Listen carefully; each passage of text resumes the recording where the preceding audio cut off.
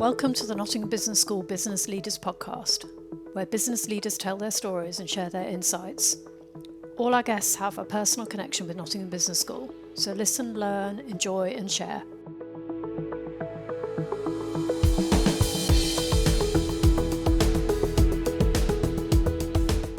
Welcome to the Nottingham Business School's Business Leaders Podcast with me, Mike Sassy. Now, global technology company Fujitsu and Nottingham Trent University are about to celebrate the 5th anniversary of a collaboration they launched to improve the well-being of their staff, students and customers. To help mark the occasion in a special episode of the Business Leaders Podcast, I'm talking to Tim Moody, who is a long-standing senior leader at Fujitsu, about leadership across an international business.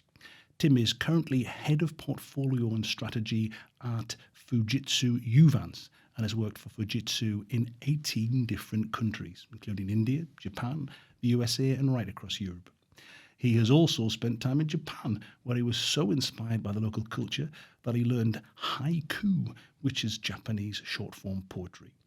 But today, Tim is here to offer leadership insights from within a truly global IT business. So Tim Moody from Fujitsu, welcome to this special episode of the Nottingham Business School's Business Leaders Podcast. Thanks, Mike. I'm delighted to be here. Good stuff. So we better get the haiku out of the way first. So you're an engineer by trade, but what was it about working in Japan that turned you into a poet?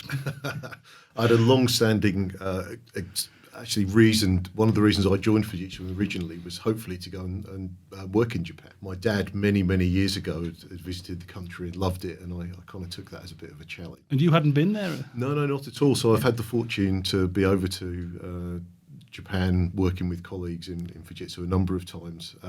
The poetry was a slight aside, but I sort of took the challenge. I saw the British Poet Laureate one Sunday morning on TV, children's poet laureate, who talked about poetry being an important outlet for creativity. And I'd just been to Japan, and I thought, well, why not combine the two? So gave myself the task of writing Japanese haiku as a bit of a part-time. So have you kept that up, or? I go through variations, and unfortunately, ChatGPT and artificial intelligence actually I find is actually much better at writing haiku than I am. But I do like doing it, especially when there's a special occasion or maybe something I find quite funny. And what was it that inspired you? You were working, presumably you were doing some kind of IT work within the business in Japan and poetry. How did that come about? So I'd actually just had the fortune of taking part on a leadership training course, and one of the points was around personal development and continual personal development. And I was just musing over kind of how to encourage creative genes. And part of the challenge of the leadership course was actually doing something out of your comfort zone. And as an engineer, poetry is about as far away from being in your comfort zone. And it's a special 4-line poetry, isn't it? 3 lines. 3 lines, sorry. So 5 syllables, 7 syllables and 5 syllables. Okay. So you can do whatever you like as long as it's got that many syllables. Oh, great. So there's your first leadership tip, Japanese poetry. My tip would just be try stuff. Try new things that stretch you. Good stuff. So, in general, across the world, in your experience, what's the difference between leadership here at home in Britain and international leadership? Oh, wow, that's a huge question. I think I would dwell on the purpose of leadership, possibly. So, driving and leading people in the business in a specific direction, but also enabling colleagues to perform at their best. Right. And I think if you think about the latter of those two, so how do you enable individuals, colleagues to work at their best and as a part of a team, taking into consideration cultural difference is incredibly important, because that really is at the centre of who people are and how they behave. So it's that idea of if you're able to do that at home in the UK as second nature, as it were, you've got to work a little bit harder to do that abroad. Well, and there's absolutely that when you work in your home turf, so to speak, and this is a bit of an oversimplification because there is also a lot of diversity in the UK, which I sort of view as a hugely important thing. But you're kind of the cultural norms you're used to and you accept. But those cultural norms don't exist, or exist in different constructs in different countries. So understanding the assumptions that people are working to, how they would typically work as a group, how you make decisions, all very different in different countries. So if an important part of being a leader is to get the most out of everybody around you, then you really can't do that abroad unless you've taken these cultural differences into account. I think being deliberate about how you embrace the different cultures, the members of a team, how that looks and feels, and how you're enabling people to do the best they can and turn up and be really productive at work is incredibly important. And you have to do that specifically, but based on culture and identity. The nature of your business, IT, it knows no boundaries, no international boundaries. How do leaders in your position prepare themselves for that kind of borderless worldwide collaboration? Collaboration is I think the key word in there. I think the IT industry has been one of the leading lights in terms of embracing global delivery. Fujitsu as an organisation has, as you've highlighted from the fortunate amount of countries I've been able to visit and work in, we've embraced that global aspect to our business and really use those different capabilities and skills from across the globe to deliver for our customers and improve customer outcomes. So I think the idea of a global organisation is one that we've been working in for an awful long time. And I think the important aspect there is the limitless aspect that you refer to. The cloud computing is about being able to deliver capabilities, capacity, nearly instantaneously, if you like, anywhere in the world. And it enables our customers, and that's corporates, public sector customers anywhere in the world, to really deliver services that they might not have thought they'd been able to do. Gives them access to technology that they may otherwise not have. So actually how you use that technology, how you embrace it to deliver a specific outcome, requires different perspectives, viewpoints and skills to be brought to bear. So how much of this is underpinned by the fact that we all assume the world talks like we do? The world is business is conducted in English.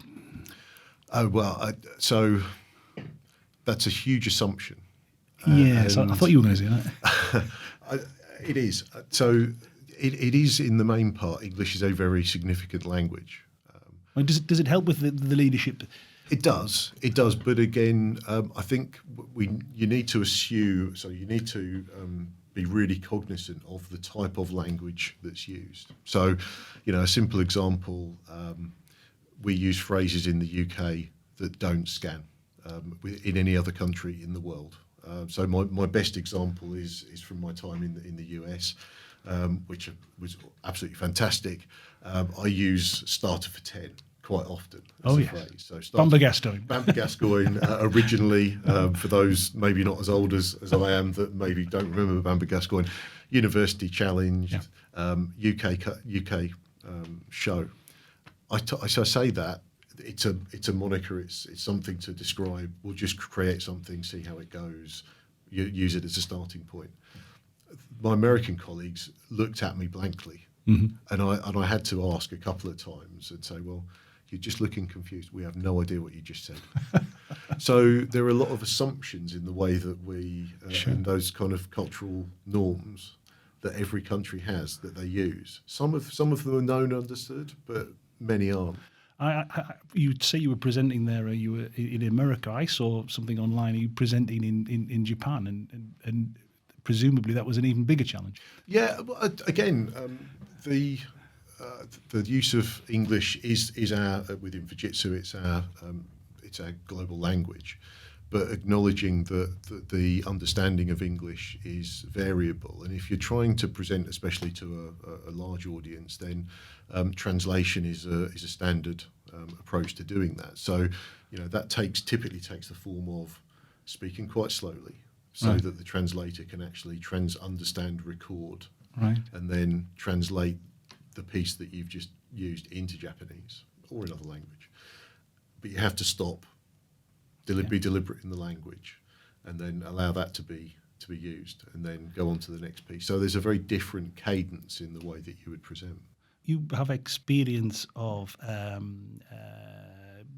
several international operations, and you're just talking about presenting to foreign audiences. I'm guessing that's something which you get better with time. What do you know now, which you wish you'd known when you did your first of those 18 countries? Many things. I think spending time learning about different communication styles, the kind of colloquialisms, the language that's used, and whether that reads across. I think using plain English and using sort of simpler words can actually help in understanding. It's not trying to dumb down the message, but using simpler words as opposed to more complex words.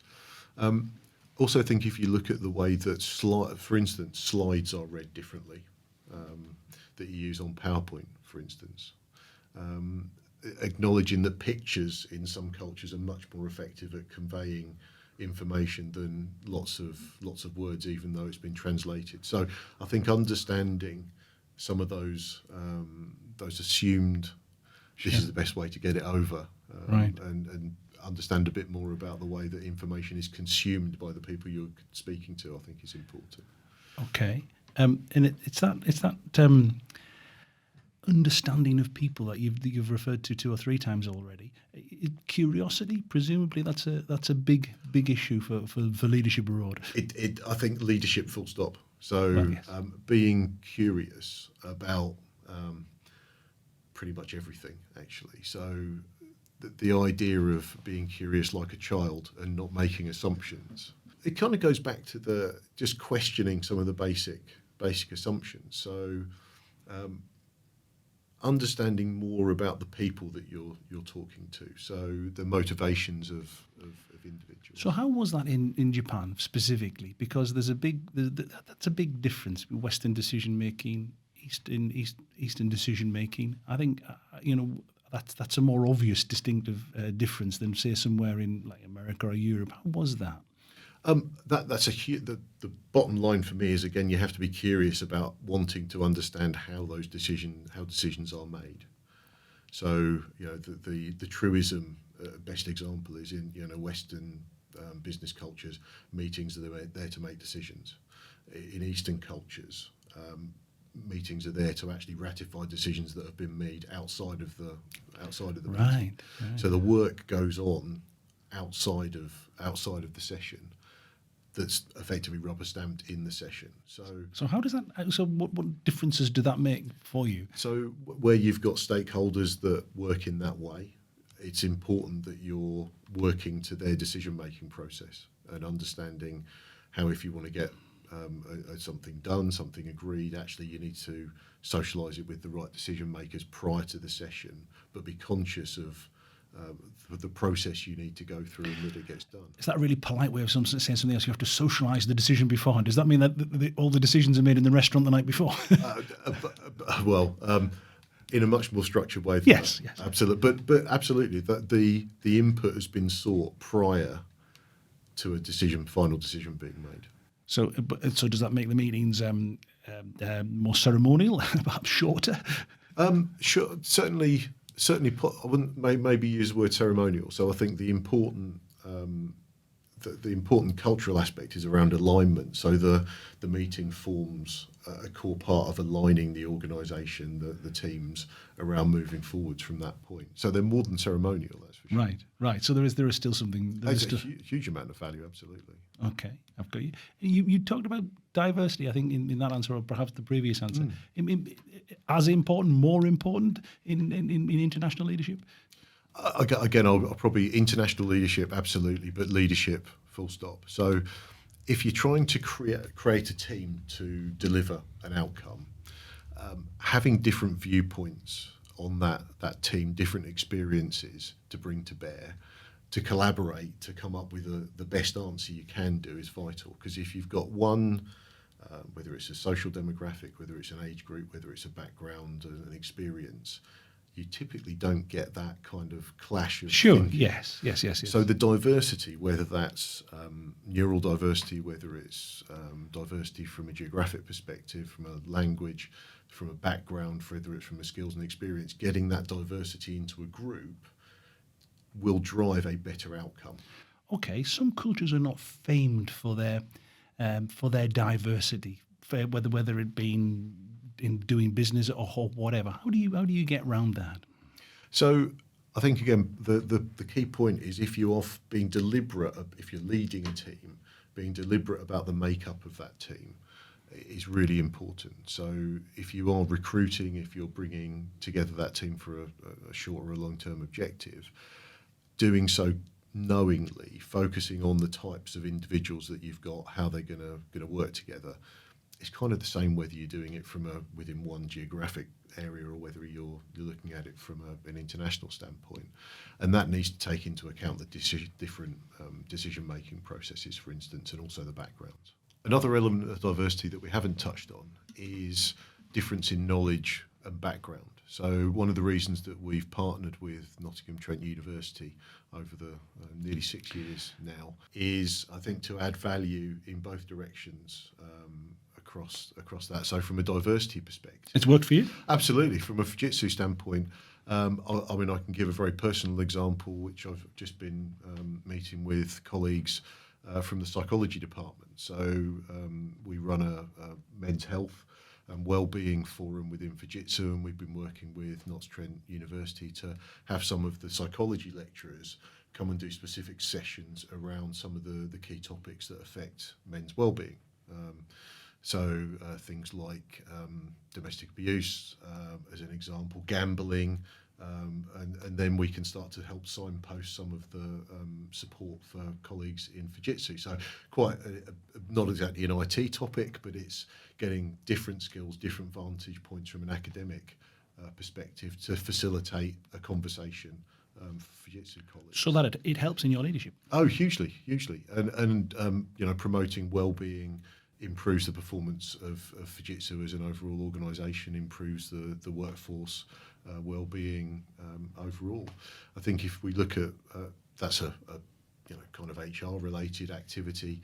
We've worked with Notts Trent University to deliver project outcomes where we've used some of those academic skills to bring very different viewpoints from the psychology of how you consume IT services as an example. So hugely different skill set than Fujitsu has within it. If you look at the benefits back to Nottingham Trent University, huge amount of work, for instance, helping coach engineering students. So I know I've been part of work where we've helped assess student projects as a part of engineering degrees, which has been fantastic. We've done some podcasts and we've done some lectures to again give that industrial context back to help hopefully students contextualise what's required in industry. And make them better leaders in the future. Absolutely, yeah.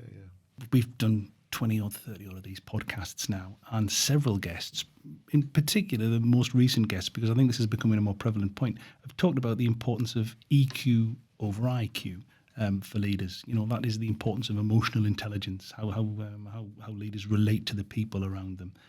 Is there anything in particular for leadership, international leadership, for leadership abroad, where that becomes relevant? I think there is. I guess that there is definitely EQ is incredibly important, and I'd say that for a few reasons. The commonality of working, whether it's internationally or within one geography, is, funnily enough, people are all individuals. And people are all individuals with all their own drivers, all their own worries. Sensitivities. Absolutely. And so all of that, the work that you need to do to understand that, to bring the strengths to bear, also understand how you can enable people, support them through difficulties in life. All of those things pervade, whether it's a team that's geographically in the same place or whether it's international. What I've found, and continue to find, is that, as I say, people are people. So mostly, if you create the environment for people to be able to talk in an open way and share ideas in an open way and feel secure in doing that. Pretty found that it doesn't really matter what part of the world people are from. Okay, so wait a minute. This is actually a commonality. This is something which people were sharing, as opposed to other, cultural references. Maybe fundamentally, maybe pulls apart in there. But in terms of humour, for example, that crosses boundaries. That brings people together. Well, let me give you an insight. So one of the things I've always tried to do on team meetings, every team has a team meeting. Yes. Typically. Our one's in Face to face. This is no, so definitely remotely. Okay. The current team I'm working in, I've got just over 60 people, but about 8 different countries. So let me just come to that. So there are 60 people answer to you across 8 different countries. Yep, yeah, and that's probably that's a small team in the overall scheme of Fujitsu. Right, and you bring them together how often? At least once a week, from a leadership perspective. So we have 7 or 8 of us that get together that represent those various teams. Mm-hmm. We get the whole team together in what we call an all hands. We've got one tomorrow actually. So every month. So everybody comes together globally and virtually every month. Okay, so that's a lot of that's a big cultural mix. Yeah, and again, what we do is we take the opportunity to share information, share progress, but the important piece is to give. So we do use translation as an example. So we'll translate all of the materials that we use into English and Japanese, so it's easier to digest for the team members in Japan. We also use translations, so everybody will either, depending on what they're comfortable in, speak in Japanese, and it'll be translated to English, or my words will be hopefully translated from English into from Japanese. Brummy to Indeed. So again, it's trying to make sure that you're doing make it easier for the people that are consuming that information. Okay. Does that inevitably mean it takes longer, or are people just very patient? It does take longer, absolutely. Yeah. But if a price of making an effective team perform is communication and making sure that people are have a similar understanding of priorities and are able. But again, as a part of that forum, as an example, we will provide space for questions. We do that. We also allow that in terms of anonymous questions, or so it gives people again the freedom not to want to speak up personally. Sure. So lots of different mechanisms. And I just to go back to one point that you kind of raised, humour I think is incredibly important. And what we found is again not being too prescriptive about the humour that's raised. And again, you have to be cognizant of different viewpoints, but. One of the things I typically do on my leadership team meetings, where we have 7 or 8 of us, is ask for a highlight of the week. So that can be work related, that can be personal, it can be something that went really well, something that individuals have learned. And what you find is that actually after a while, people get into kind of a cadence and will raise the things they find funny, the things they've really enjoyed from a work or a personal perspective. And I personally, and I think the team have learned a lot about individuals from the things that they raise, especially the non-work related ones. Okay, so what kind of things do they bring up? So interestingly, so if I look at some of my Japanese colleagues, they have the same curiosity about culture outside of Japan that we do and I do in Japan. So quite often their highlights of the week will turn into mini quizzes, as an example. So where they'll share some information about Japan, and say which one of these is true. We've shared stories about do it yourself. Oh yeah. So DIY is different in Japan? No. It's the same. And it turns out people are as bad at DIY in Japan as I am at DIY. So. Small snippets about people create that environment and a bit of team bonding, even in a virtual context, that allow when you get onto the work conversation, for that to be more effective and bounded in some more personal trust because you've shared some of those smaller details. Okay, so it's good. It's good for bringing the team together. Absolutely. Right, I've got you. So, and finally, there is Is there one piece of advice that you might give to leaders and would-be leaders who are hoping to do business abroad? I would say be really open. Be open to learning an awful lot. Take a chance. Just be really out there. Just give it a go. But really be open to advice from people that have more experience. And I would say I have some experience. There are people within Fujitsu that have much more experience than I do, for instance, at working over a longer period with Japanese colleagues, by way of example, or working culturally with some of our colleagues in other areas of the world. I'd take all the advice you can get and understand what works, what doesn't, but give it, be open to trying. And is there a bit of humility in there as well? Absolutely.